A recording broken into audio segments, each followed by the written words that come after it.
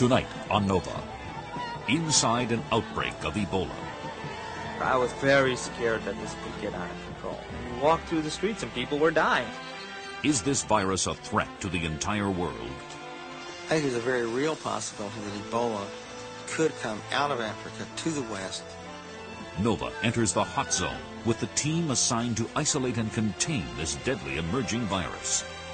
Plague fighters.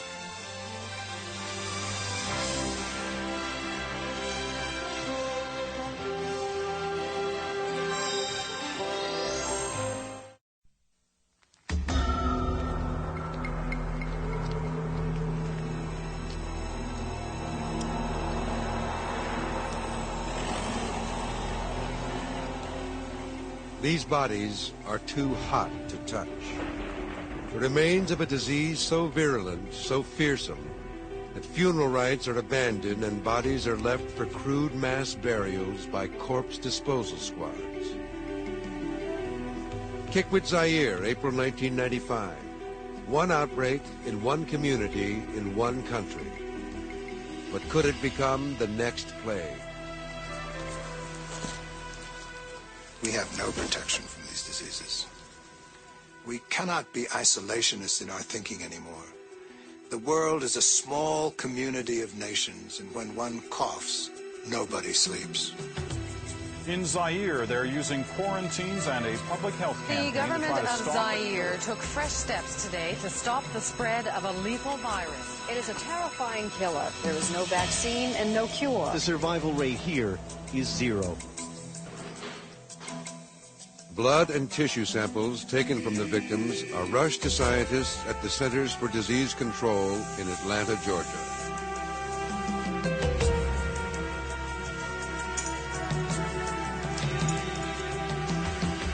Within hours, their worst fears are realized. The killer is Ebola, one of the deadliest viruses on Earth. It can cause a human host to bleed to death in a matter of days. I think there's a very real possibility that Ebola could come out of Africa to the West, so we've got to get to the bottom of what controls the circulation of this virus and what controls its ability to hop over into humans and what controls its possibilities for spread. Ebola is a scientific enigma. Since little is known about how it's transmitted, once an outbreak begins, no place on Earth is safe. The CDC sounds the alarm, and a medical SWAT team from all over the world converges on Kikwit, ground zero of the outbreak. Ebola is a formidable enemy. These scientists are risking their lives on the front line of the battle. Their mission is to stop the virus and find out where it came from. They greet each other with the Kikwit handshake, elbow to elbow to minimize contact.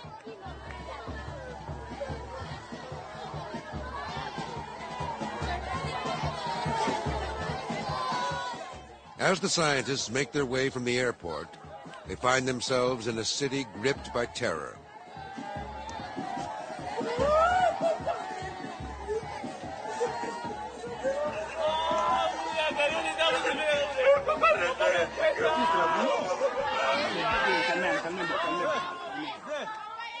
The fear of Ebola is spreading. Thousands are trying to flee, but a military quarantine has been imposed. The international team sets up a command post. They join forces with a group of Zairean doctors who have flown in from the capital.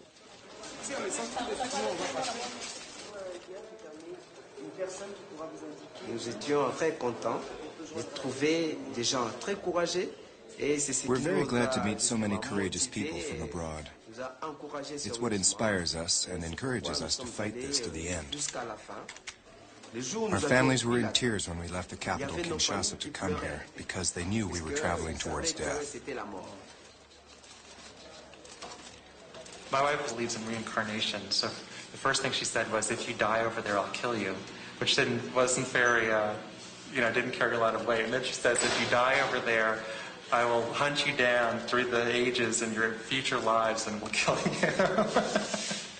So I'm being very careful. The first priority is clear.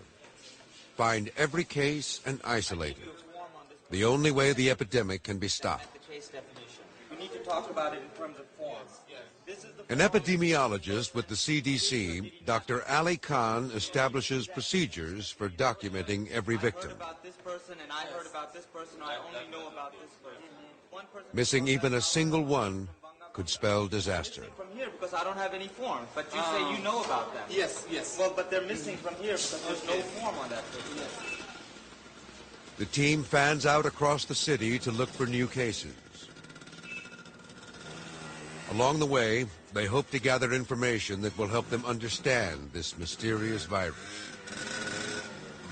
This is an incredible opportunity. There's not an Ebola outbreak very often, and I just have to keep remembering do the surveillance as it contributes to disease control. So you're very tempted to go off in 20 different directions and start 20 different studies at the same time. This is not the first time that Ebola has struck Zaire. Almost 20 years before, in 1976, an outbreak erupted in a hospital in the town of Yambuku, 1,000 kilometers to the north. The disease spread rapidly, killing 9 out of 10 of its victims, leaving nearly 400 dead. An international team arrived late and had little opportunity to investigate the outbreak.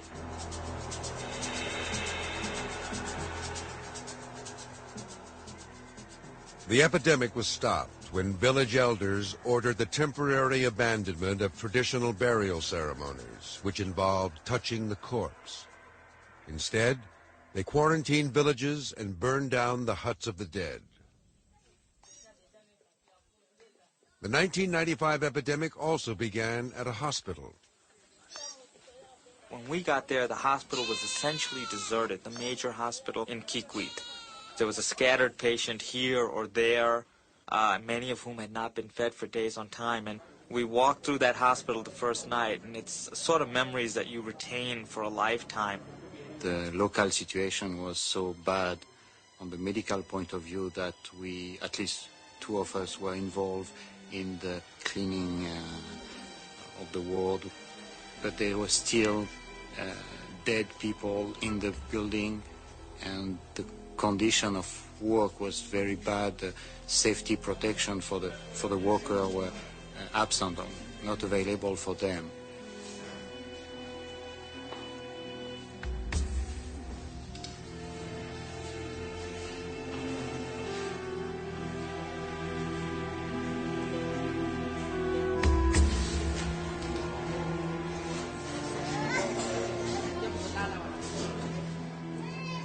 The outbreak was traced back to a surgical procedure performed on a young lab worker named Kim Fumu.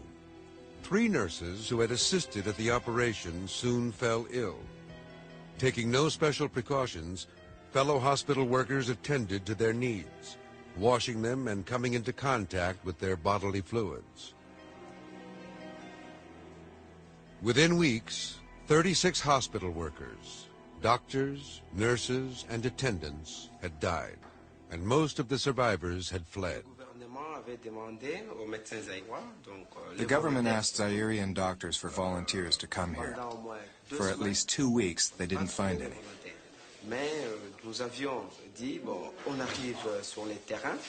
But after a while, we said that we'll go to investigate and do research.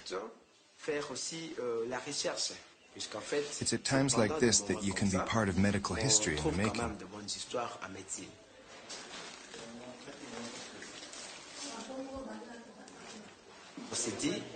We said to ourselves, we're doctors.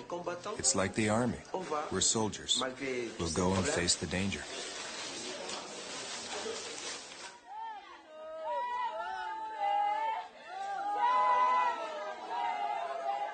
Outside the hospital, the grieving families of the sick and dying pray for their recovery, while the medical staff takes elaborate precautions to avoid infection. Despite the sweltering heat, the safety procedures established by the international team require 4 layers of protective gear. A moat filled with bleach is the only barrier between the Ebola ward and the outside world.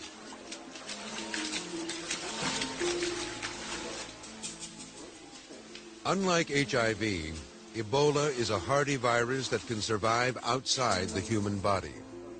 Any contact with patients or their surroundings may prove fatal. The virus has been found in tears, blood, even on the surface of the skin.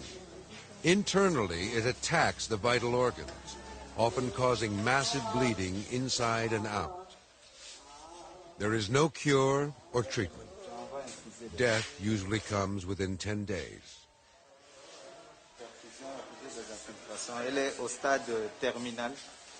She's in the terminal stages.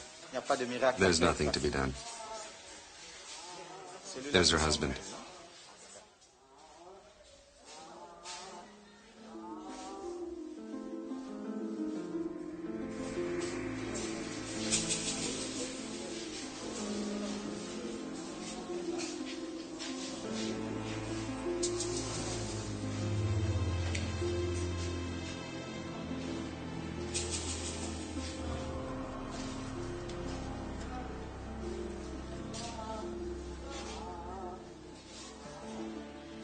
Patients in the early stages of the disease can only look on at what is likely to be their fate.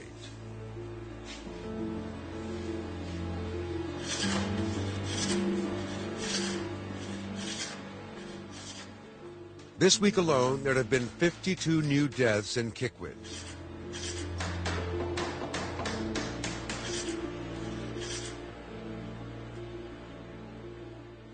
The plague-fighting efforts of the international team have not begun to take hold.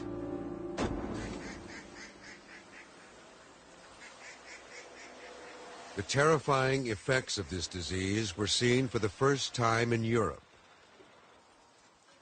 During the summer of 1967, in the quiet German town of Marburg, workers at a pharmaceutical plant began dying of a mysterious ailment.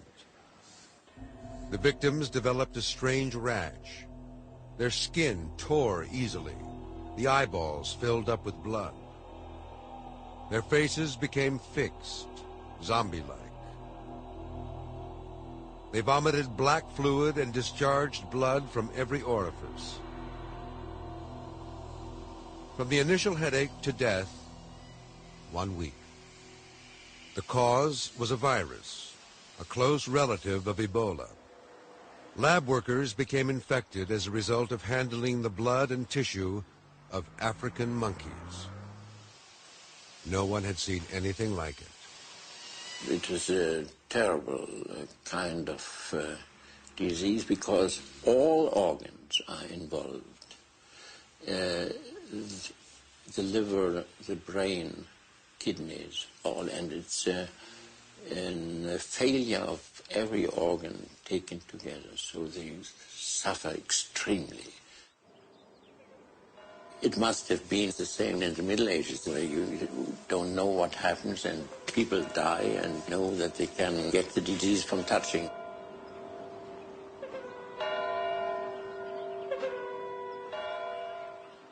In 1989, Ebola made its way to the U.S. Residents of this Washington, D.C. suburb had no idea that one of the world's deadliest viruses had emerged in their midst.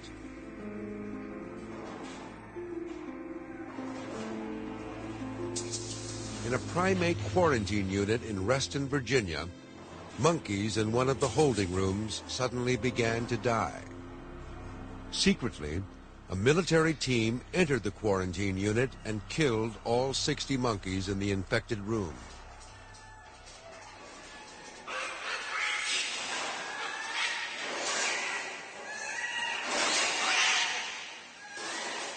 The crisis heightened as monkeys began to die in a different room. It appeared that the virus was moving through the ventilating system. In response, the military killed all 400 monkeys, ending the outbreak. This new strain of Ebola had shown the potential to spread through the air. Had it been lethal in humans, it could have been catastrophic. Soon after the international team arrived, the epidemic in Kikwit exploded. The plague fighters worried they would not be able to stop it.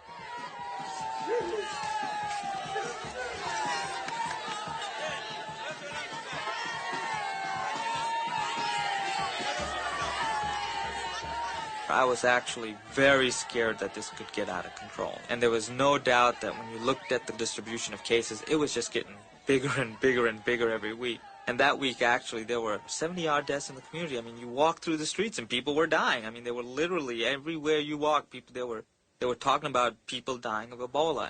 We were working as hard as we could. So that week, I was extremely scared that this thing may be getting out of control. I coined the term chain of death, and it was very characteristic what you would see happening in a family. And there were a number of such chains in the community where you would see one person become sick, and then you would see their spouse or primary caregiver become sick, and then 4 to 5 days later, their primary caregiver would become sick, and then you would just see this chain of death, and you could just track it through the family until it eventually terminated. The one who died on the 20th was the mother. She's your mother, yes. And then the Granddaughter, yes. granddaughter died next. Mm-hmm. So today's the first. So she's... To break the chain of death, Ali Khan must track down all the cases and separate them from their families. This often meant interfering with the way people care for the sick and honor their dead. So how would she hear about these people being sick? Just if somebody would come in from the village? Yes. Another thing that was a factor in the outbreak is attending funerals. And we do know that during the preparation of a body, there's a lot of physical handling of the corpse. And then during the funeral itself, a large number of people may touch that body. And cultural things are difficult to change, obviously, because they're ingrained in the way people act. But what we had to do was simply say that if somebody dies of this disease, they immediately get put into a body bag, sprayed down with Lysol, popped in a coffin, and buried deep.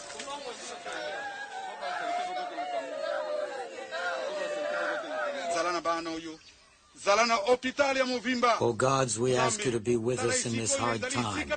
This hospital has been our refuge, and now the devil has taken it. Please deliver us. The Red Cross team has the most thankless job of the epidemic. Members are shunned by their neighbors and regarded as pariahs in the villages.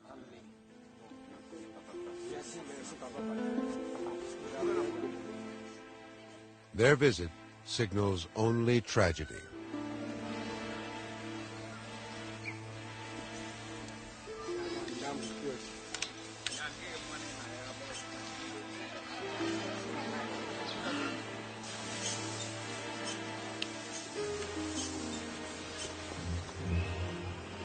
Okay.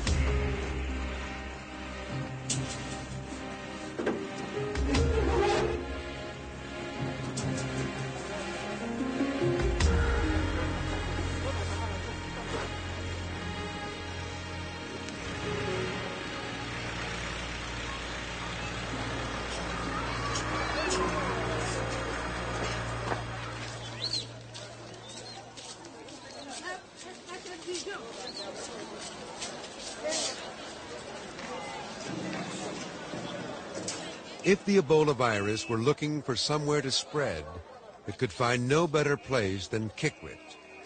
Kikwit is called a city, but it is more like a large rural village of some 400,000, with no electricity and no running water. Public health and sanitation are limited, and the illiteracy rate is almost 50%. The local diet includes insects, monkeys, and rats, all suspected carriers of the virus.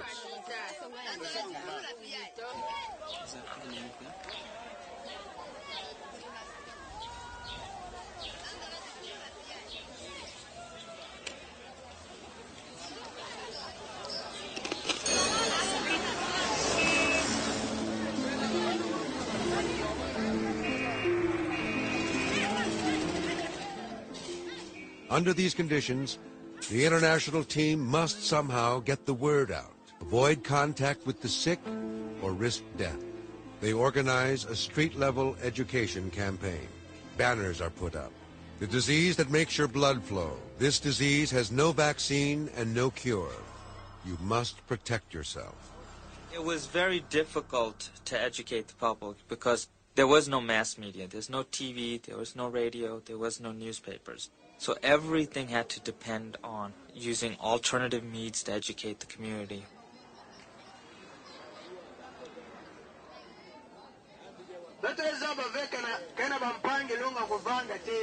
This fever, this disease is harsh, and it's already killed many people. And I'm here to tell you that hiding patients won't help anybody. But what about the guy you buried over there? Now that it's raining, won't all this water spread the disease from the corpse through the neighborhood? Well, the Red Cross assured us that he was buried safely. He died in the outhouse and fell into the hole. It was very deep, so they buried him right there. Now, you shouldn't be scared. The Red Cross disinfected his grave and the surroundings. His remains can't come out, and his germs can't get you.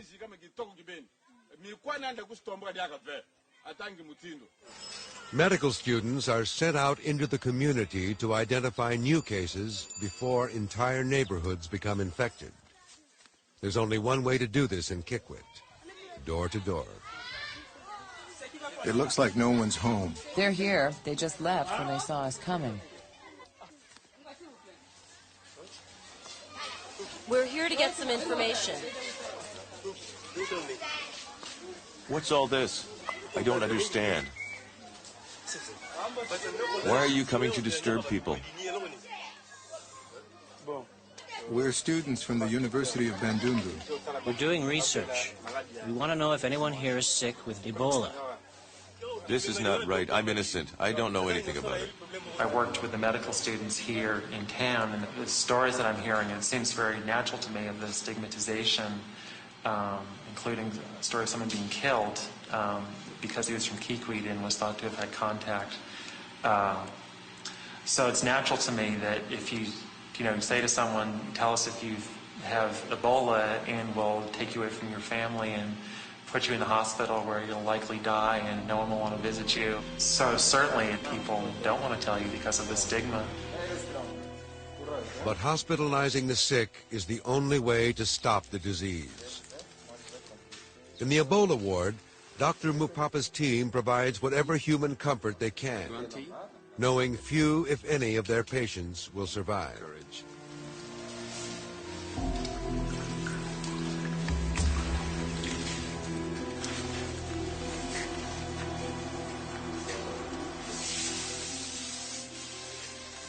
Each day as they leave, the medical staff is sprayed with stinging bleach, which kills the virus. Their protective clothing is burned to ensure that it won't be reused. But they can't so easily rid themselves of the images of the ward. I'm a newlywed. We have a child. My wife was really worried about me coming here, and she was pretty scared. Especially when we found out that the disease can be transmitted from a man to a woman through sperm. I write her as often as I can to tell her that everything's okay so far, and that we are taking safety measures, and that there's nothing to worry about.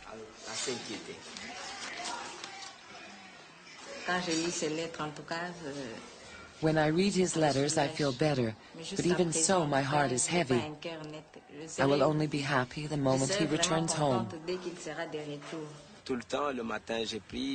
I pray every morning and every night.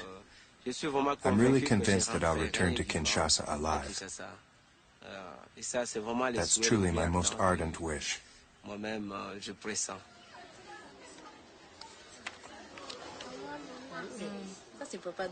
Look here. It's a picture of Daddy. Of course I'm afraid.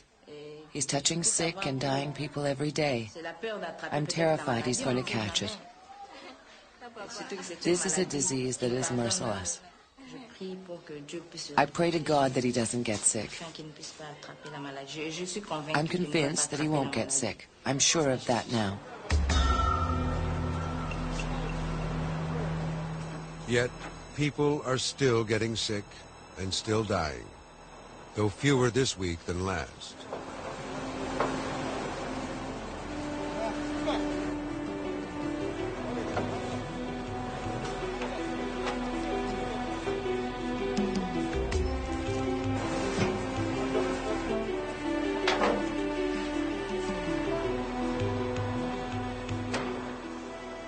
The epidemic rages, but a corner has been turned.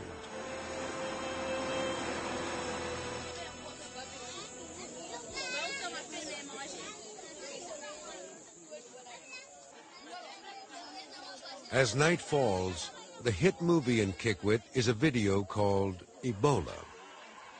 Made by a local entrepreneur, it stars the Zairian doctors who have become local heroes. Although the video is projected from a broken-down VCR, there isn't an empty seat in the house. Equally unable to escape the epidemic even for a few hours, the medical team spends the evening swapping the latest stories. But 4 days before he got sick, there was a young woman admitted for surgery who was pregnant, and when they opened her up, she had a hemorrhagic uterus. Not only was he there, but she died in the OR. He was busy trying to... As the scientists gain confidence in their management of the crisis, their research mission takes on a higher priority. One of the researchers is Dr. Robert Swanepoel, a South African virologist. He is driven by the idea of finding the source of the virus. When something like this happens, you're just drawn to it as to a magnet or a moth to a candle. You must go and find out where the devil this thing came from, and we really don't know. But most scientists believe that Ebola's natural home is the rainforest. So this outbreak provides a critical opportunity to search for it in its natural setting. With rare diseases like Ebola, diseases that have not been properly studied, every epidemic has to be seen in two ways. It's an emergency to control the epidemic and save human lives, but at the same time, it's a responsibility to collect research data that will inform you about future epidemics. Between outbreaks, Ebola lives within one of the many thousands of insect or animal species that inhabit the rainforest. But scientists have never succeeded in identifying which one. It's really a medical curiosity in these places. I mean, where does it hole up and how does it pop up here again in Zaire after 20 years? And I think that's what keeps a lot of us motivated and interested in this virus. I'm not sure what makes a good virologist. Certain Americans have sort of described the type of person I am as an old-fashioned swamp-stomping epidemiologist, if you like. Bats have been found in the vicinity of previous outbreaks, but no one has ever found a bat with a trace of Ebola virus in its blood. This time, Robert Swanepoel hopes to make a breakthrough.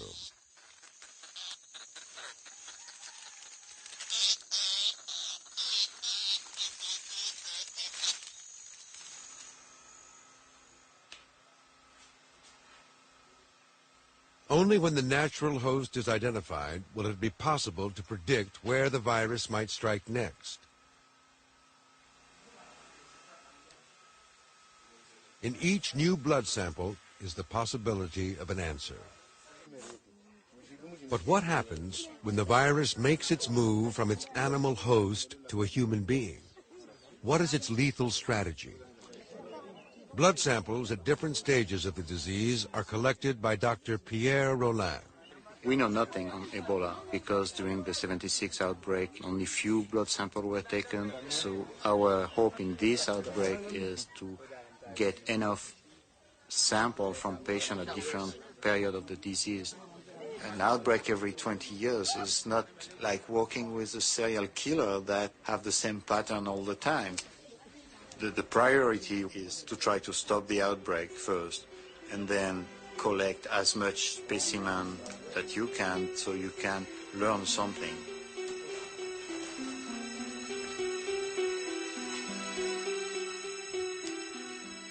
Working in conditions far below standard laboratory safety levels, Roland risks his life handling samples which contain enough Ebola to kill thousands.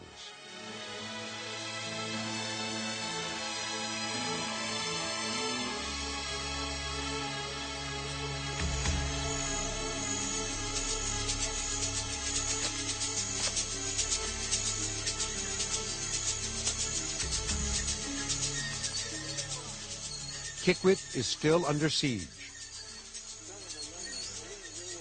The Zairians have been fighting this epidemic for 10 weeks now.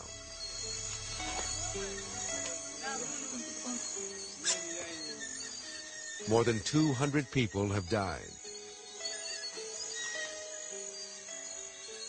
The burials go on, but fewer than before.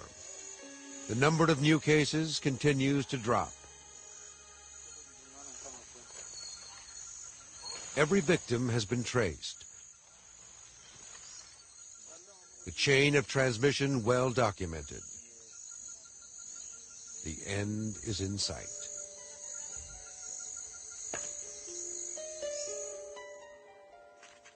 Back at the command center, the epidemiologists analyze the accumulating data. Their efforts pay off with a dramatic breakthrough. They identify patient zero, the individual they believe contracted the disease, not from another human being, but from a creature in the rainforest.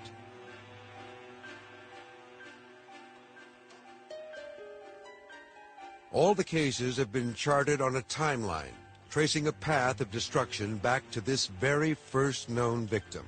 He died 4 months before the first case appeared at the hospital. His name was Gaspar Minga. Gaspar Minga was a charcoal worker living in Kikwit. He is survived by his brother Pierre and his father Innocent. They treasured a picture of Gaspar's funeral, which is now the extraordinary portrait of the start of an outbreak. Judo, Gaspar's son, is now dead. Michael, Gaspar's nephew, dead. Deceased. Deceased. I don't know the origins of this disease. Only God knows. I'm not a scientist, I'm a person. I too hope to learn its origin.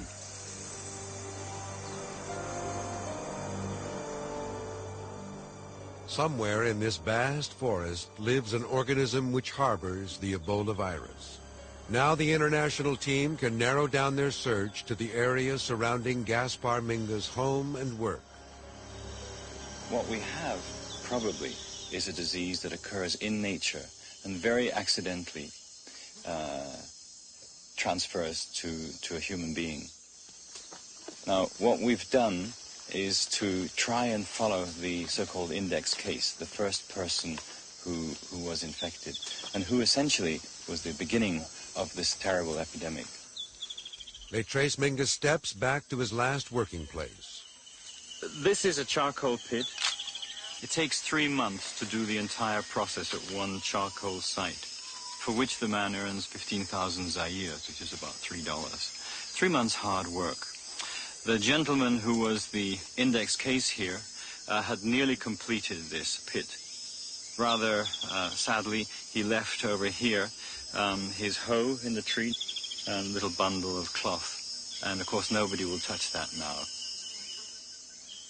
Searching the area around Minga's charcoal pit, Paul Ryder and his colleague Russ Coleman use a goat as bait, hoping to determine whether an insect might be Ebola's carrier. This disease is a great enigma. It has appeared only a few times in history. In every case, the tremendous contagious nature of the disease has captured people's imagination.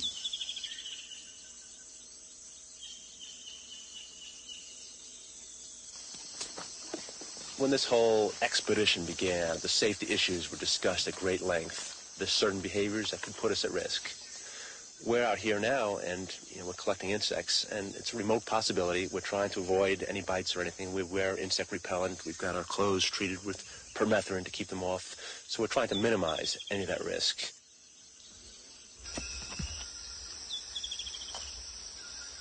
This is a challenge of a kind that is very hard to describe.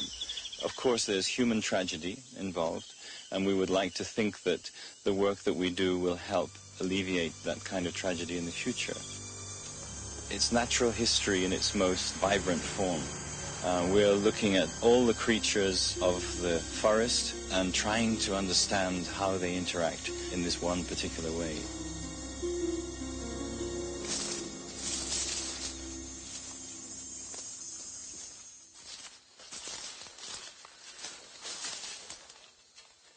Other teams set out to trap rodents and small mammals in the hope that one of their captured specimens will prove to be Ebola's natural host.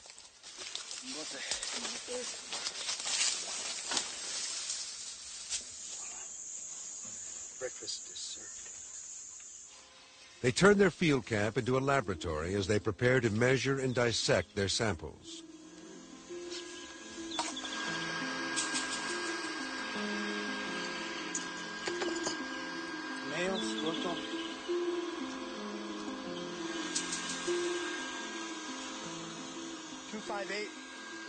Villagers look on with amusement as the team cautiously handles animals local people eat for lunch.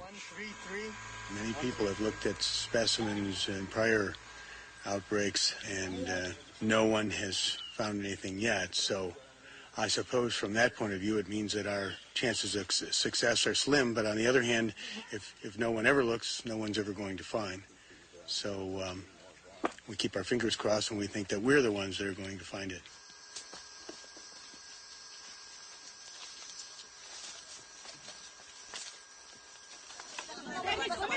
There's a dead body in that house.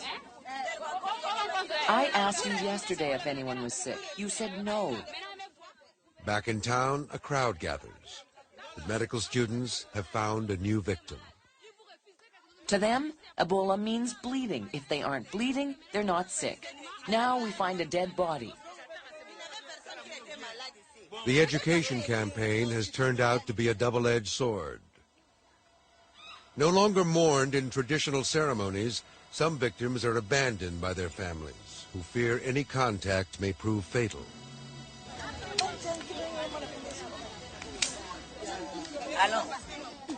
The medical students must make sure that no one touches the body, which is teeming with Ebola. Close the door. Tie it shut.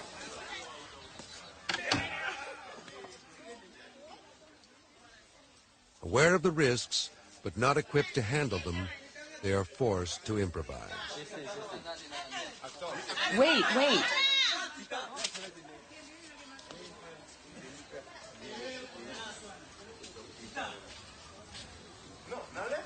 Don't take them off like that, no. I know.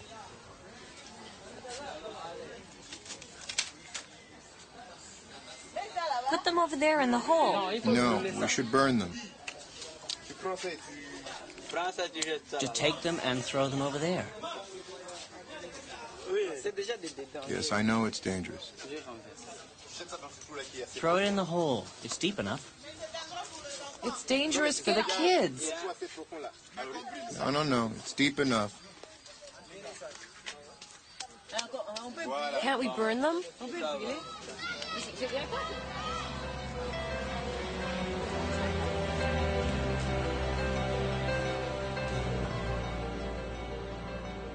Their function now understood, the Red Cross teams are greeted with relief.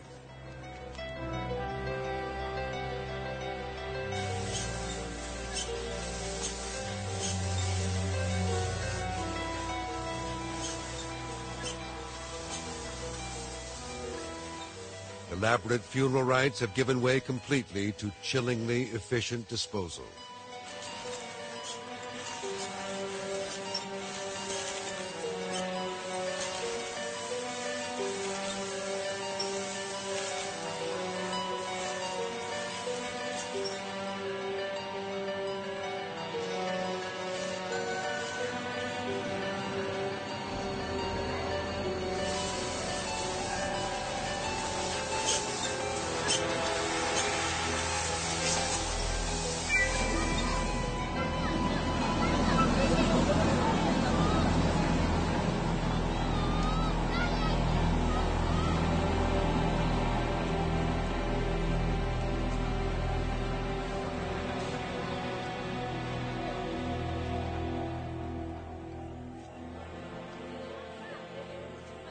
Although Ebola is a ruthless killer, it is not totally without mercy.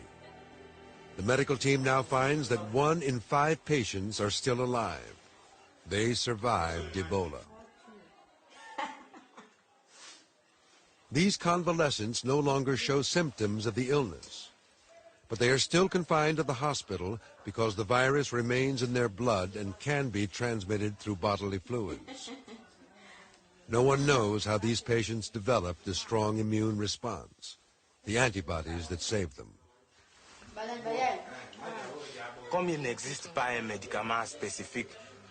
Since there is no cure for the virus, I know that God must have cured me. God cured me. Suddenly, a frightening new case arises.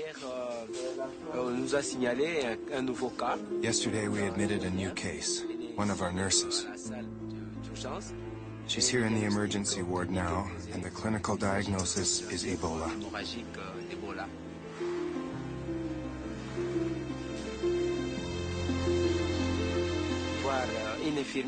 To see a nurse with whom you've worked every day sick with this disease is terrible, and I really don't want to see her die. Nicole Organa worked alongside the doctors, always in full protective gear. Somehow, she became infected. The doctors suddenly feel vulnerable.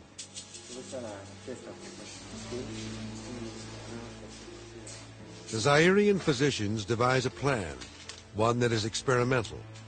They know that the blood of survivors has antibodies against the virus.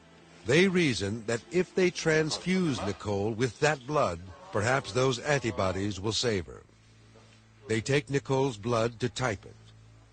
Before deciding whether to proceed with their plan, they must find a convalescent with the same blood type.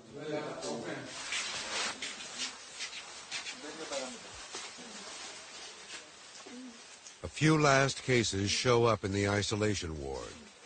The battle for Nicole's life may be critical for them.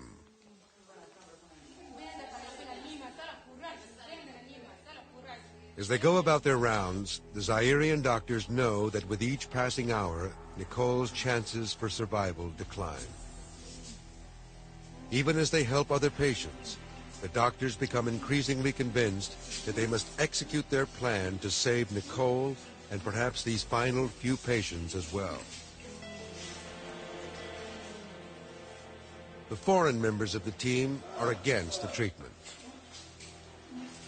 There's basic risks in giving an individual blood products from someone else. There's a lot of infectious risks. There's HIV is very prevalent. There's hepatitis B, hepatitis C. Certainly in that setting, one of the greatest concerns would be if the person that you're treating doesn't have Ebola, they have malaria or typhoid or something else, and the person that you're getting the transfusion from still has Ebola virus circulating in their blood and is infectious, that would be the worst thing you could do, is to give someone who didn't have Ebola. The Zairians test Nicole's blood and find a convalescent with matching type. Now they must make a decision. Knowing that the foreign doctors are opposed, they meet privately. What if we transfuse convalescent plasma to someone who doesn't have Ebola? What if our diagnosis is wrong? It's clearly a clinical case. It's obvious she has Ebola. We shouldn't doubt our diagnosis. We've seen so many cases now. We should at least wait until tomorrow.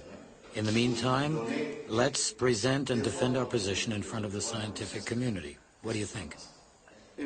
In America, they don't believe in transfusing patients with convalescent blood. But never mind, we should answer to ourselves. I think we have to try this experiment. Maybe not on every one of these last few cases, but at least on our nurse. Personally, I think we could have transfused her this morning. The diagnosis is clearly Ebola, so I don't see why we should wait another 24 hours.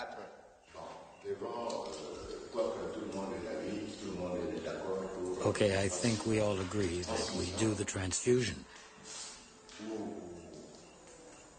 And that we should do it as soon as possible.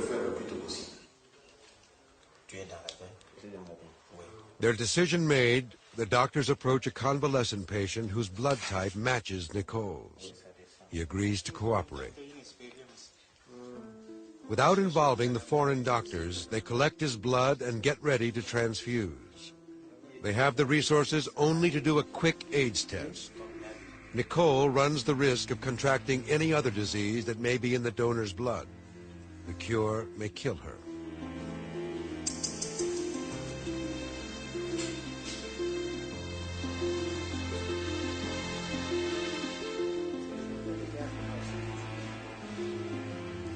Nicole is a subject in a life-or-death experiment.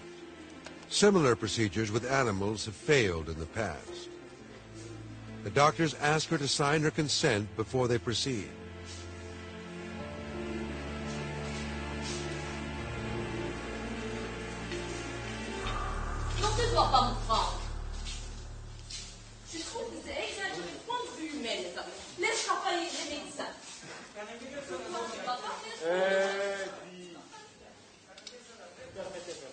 The transfusion is interrupted by a doctor from the Belgian Institute of Tropical Medicine. The Zairian doctors press on. That night, Dr. Masamba, head of the Zairian team, defends the transfusion at a hastily convened international meeting.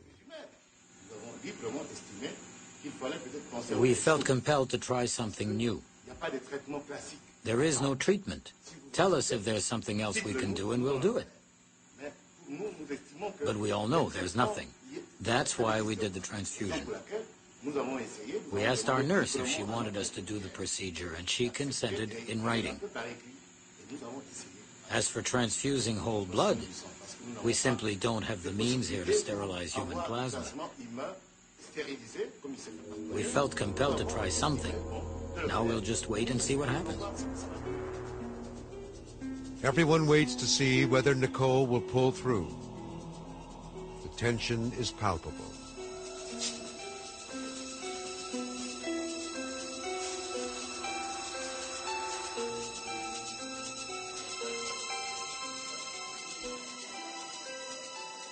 Four days after the transfusion, there seems to be improvement. I'm eating now. I go out, I wash myself, and I can get up without any help. Our nurse is doing better. I'm really relieved. I think that after Nicole, other people who get sick may want us to try this same treatment. And personally, I think it will work. A week later, Nicole is weak, but almost fully recovered. Encouraged by their success, the Zairian doctors transfuse 8 more patients. 7 survive. The Western doctors remain unconvinced. It would not be my choice to have given these blood transfusions. On the other hand, with the pressure to do something, I can absolutely understand why these experiments were done. I think what's unfortunate from my point of view is that we'll never know whether this worked or not. There's other possible explanations that late in the epidemic, the virus may be less virulent after several passages through human hosts.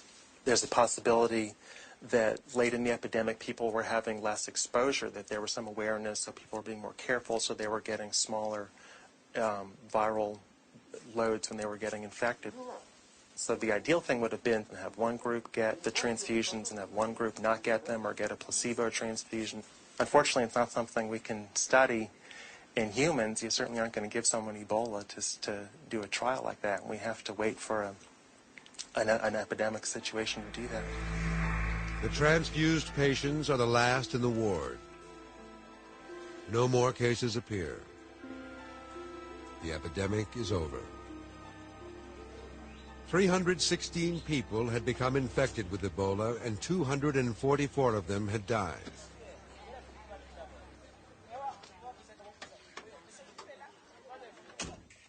The international team is getting ready to leave. The samples they collected will go to various labs for analysis. They may hold the clues that will help solve the Ebola mystery.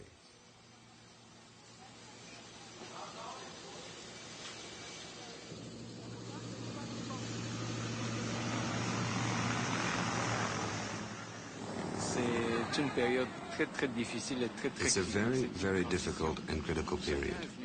We're in a transition. Everyone came to help. That's wonderful. They helped us a lot. And for that, we are very grateful to the international community. But now that the epidemic is over, we have to try to manage the crisis that caused this. And everyone is leaving. All that is going back or what? Yes. That too? Yes, that too, yeah. Not mixed up with what is arriving. Never mind. It's too bad you're leaving so soon. It's been 18 days. I've stayed longer than anyone else. Here in Kikwit, a hastily assembled team of Zairian and foreign scientists made medical history. In the battle against one of the world's deadliest viruses, they prevailed. At least for now.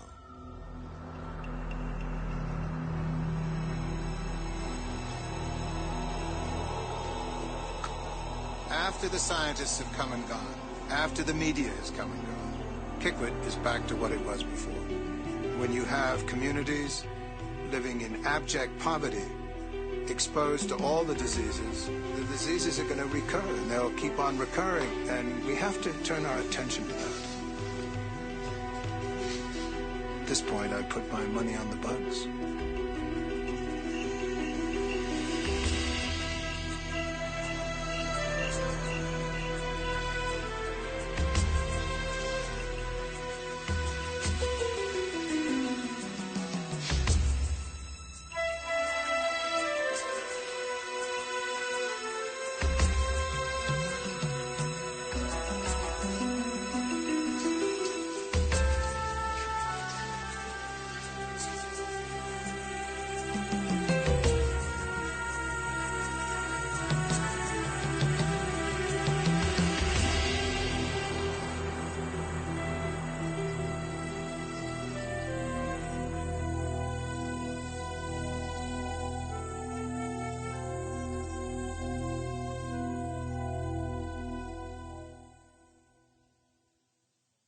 Educators and home viewers can purchase this and many other NOVA programs for $19.95 plus shipping and handling. To order, call 1-800-255-9424.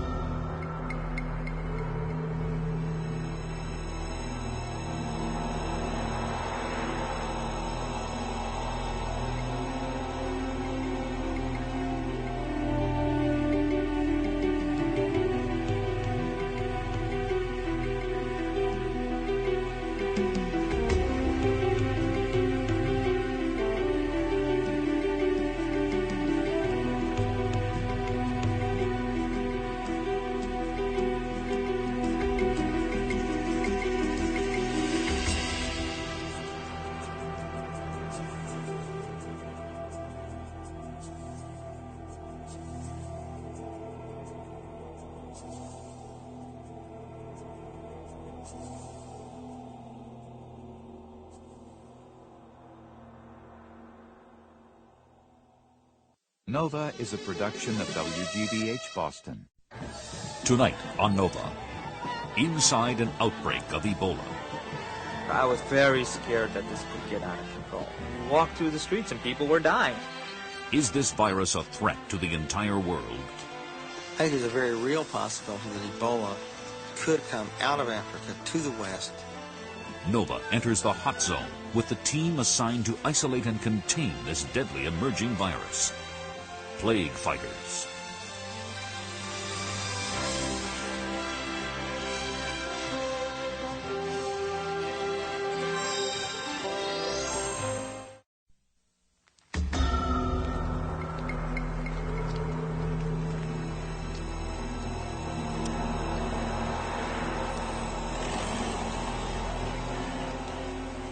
These bodies are too hot to touch. The remains of a disease so virulent, so fearsome, that funeral rites are abandoned and bodies are left for crude mass burials by corpse disposal squads.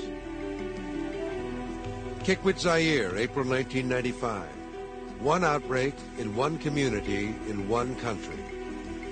But could it become the next plague? We have no protection from these diseases. We cannot be isolationists in our thinking anymore. The world is a small community of nations, and when one coughs, nobody sleeps. In Zaire, they're using quarantines and a public health campaign. The government of Zaire took fresh steps today to stop the spread of a lethal virus. It is a terrifying killer. There is no vaccine and no cure. The survival rate here is 0. Blood and tissue samples taken from the victims are rushed to scientists at the Centers for Disease Control in Atlanta, Georgia.